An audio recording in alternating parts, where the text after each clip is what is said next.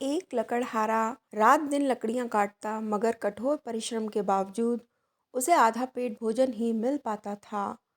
एक दिन उसकी मुलाकात एक साधु से हुई।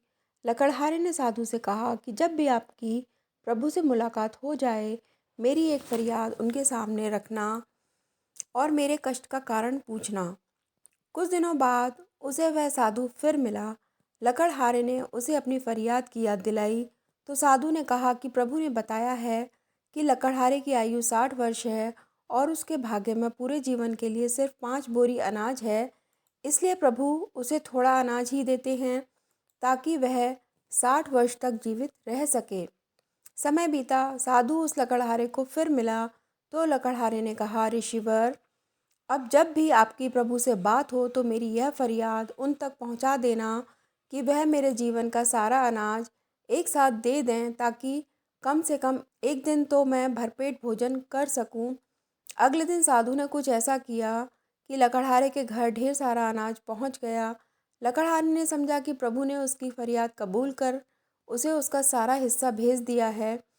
उसने बिना कल की चिंता किए सारे अनाज का भोजन बनाकर फकीरों और भूखों को खिला दिया और खुद भी भरपेट खाया।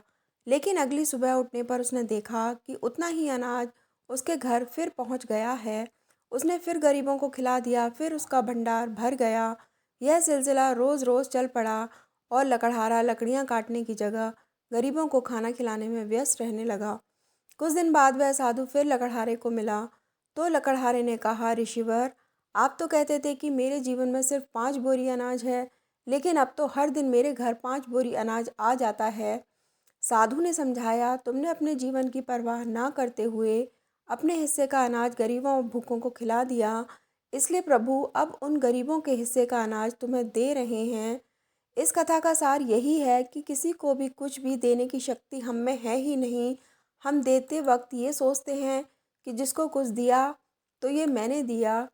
दान, वस्तु, ज्ञान, यहाँ तक कि अपने बच्चों को भी कुछ देते दिलाते हैं तो कहते हैं मैंने दिलाया। वास्तविकता ये है कि वो उनका अपना है। आपको सिर्फ परमात्मा ने निमित्त मात्र बनाया है उन तक उनकी ज़रूरतें पहुंचाने के लिए। तो निमित्त होने का घमंड कैसा। अगर आपको ये कहानी पसंद आई तो प्लीज़ हमारे चैनल को लाइक और सब्सक्राइब करिए, फ्रेंड्स के साथ शेयर करिए। Thanks for watching.